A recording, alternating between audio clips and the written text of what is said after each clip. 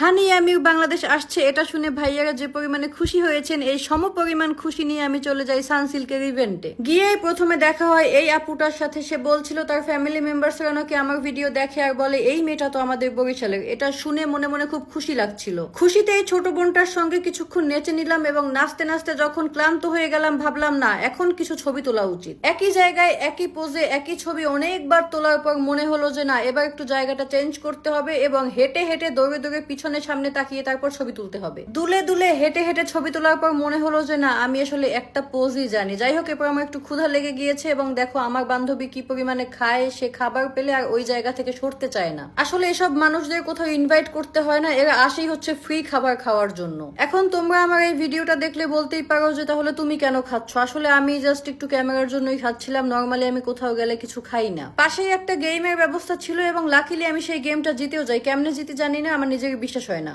Game জেতা এবং হানি আমিরকে দেখার খুশিতে ভাবলাম বান্ধবীকে দেখিয়ে আরেকটু নাচি। দেন আরো কিছু সুন্দরী মানুষদের আগমনে ইভেন্টটা আরো বেশি সুন্দর হয়ে ওঠে এবং তখনই আমি টের পাই আমার চুলের অবস্থা খুবই খারাপ। আমার চুলটা ঠিক করতে হবে, নইলে যে কোনো সময় আমাকে ইভেন্ট থেকে বের করে দিবে। চুল এত সুন্দর করে সেট করার পর মনে হচ্ছিল যে আমার বান্ধবী কেন আমাকে এই কথা আগে বললো না। কি বলবো, আসলে বান্ধবী কখনোই আমার ভালো চায় না।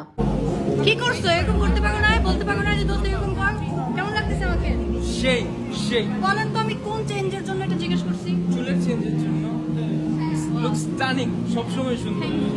সেই খুশিতে আমি আর মিথিলা আপু একটা ফাঁকা জায়গা পেয়ে আবার কিছু ছবি তুলে নেই। এখন হচ্ছে ইভেন্টের মেইন আকর্ষণ, সো আর কোনো কথা হবে না।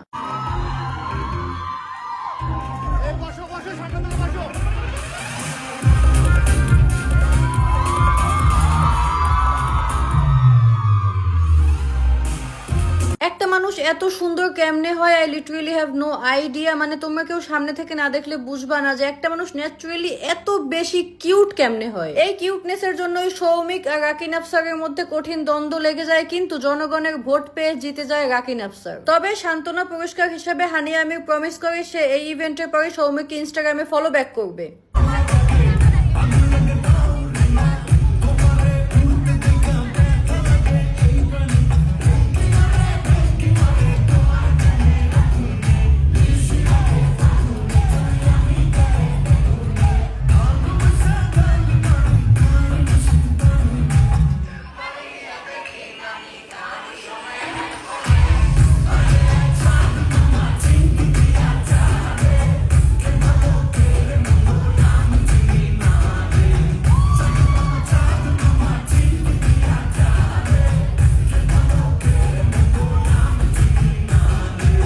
প্রীতম হাসান কতটা এনার্জেটিক এটা তার লাইভ পারফরমেন্স না দেখলে বোঝা যায় না। তবে আমার টেনশন ছিল অন্য, আজকে রাতে বাসায় গেলে কি তার বউ তাকে রাতে ভাত খাইতে দিবে? তবে আমার মনে আরো একটা প্রশ্ন আছে, নোয়াখালীর কিং কাবিলাকে সব জায়গা থেকে ব্লক করে ইভা কিভাবে এভাবে নাচানাচি করছে? ইভার মনে কি একটু মায়া দয়া নেই?